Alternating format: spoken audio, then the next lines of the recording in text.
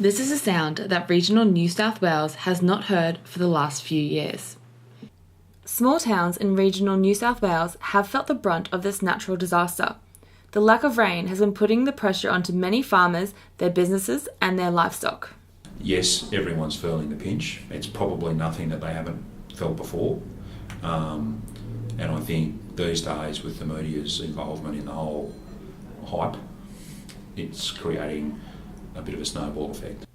Jeff Saget owns a property at a place called Coolabah, where he breeds Angus cows. The farm is also his second job, as he operates a general insurance business for elders in Bathurst, Orange and Lithgow.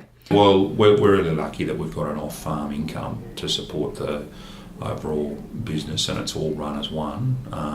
In a perfect world, it'll be able to stand on its own 2 feet, but definitely in the last 12 months it's been difficult to make that happen. Yeah. People make decisions to keep their livestock, or they make decisions to sell them every hour, every day, and when it gets close to a critical point, some people make the decision a bit late. From my perspective, I think that's a management issue, not a drought issue. Jeff states that the drought has affected a primary source of income for many farmers in the area. He also states that while the media has helped in showcasing the problem, nothing has really been done to actually help many farmers who are in need. What concerns me is that, yes, everyone's got behind it because of the media and because of various other programs that have happened, but how has the money actually been spent? And is it going to the right people? Where we should be looking to drought-proof farms that can be drought-proofed, to look at options to drought-proof the state from all of these other sources that are about. There's millions and millions of tonnes of fodder all over Australia that we're exporting at the moment. Sure, we need to keep our export markets, but maybe we need to consider some other way to keep some of that. The Rendalls are a local family who have been farmers of cattle for many generations. Their farm is just located 15 kilometres out of Bathurst, and it sits on just over 400 acres. They are lucky enough to have a working boar on their farm. However, they still have had to forfeit large sums of cash to purchase feed in order to keep their animals alive. We're only a small operation, but I think we're up to about $25,000 in hay that I've bought in so far. We did try and drought-proof to a certain degree and had a lot of hay in storage, but subsequently used that. It's a bit depressing, but and that in itself adds to the anxiety, doesn't it?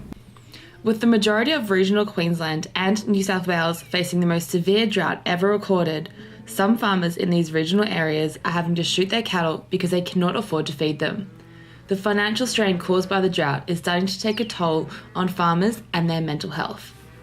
Only in my small operation, obviously the anxiety's up there. I would have preferred not to have doled out $25,000 on feed, so that puts pressure on finances other places and other requirements, So multiply my place by 10 or 20 or 100 times, which is easily enough done, and I'd imagine the anxiety levels and depression levels would be sky high. So that's a major concern, and I think they've spoken a lot about mental health, and they've spoken a lot about how people are feeling, and I think that's great, and I think that needs to be spoken about more. Andrew Rendall believes that while the media have assisted in showcasing the situation that farmers are facing, he also feels that the government have not been of much assistance in terms of subsidies and benefits. What I really object to, I guess, is the way some of the fundraising and the direction of assistance has gone. I just don't believe by giving people toilet paper and toothpaste is helping the situation. I think the government needed to step in earlier. And don't get me wrong, I appreciate what the people in the city have donated, but has that money gone to the right places? I mean, is a truckload of hay dropped into a geographical area the answer? Well, I don't believe so. I think there's other ways that could have been done better.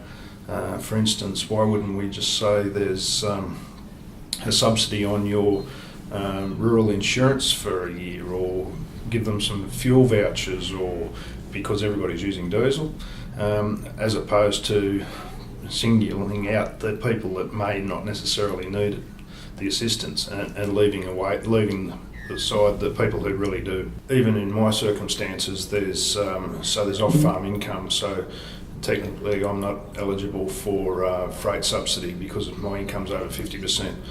Well, I've spent $25,000 on freight. The large component of that is freight. On feed, and the large component of that is on freight.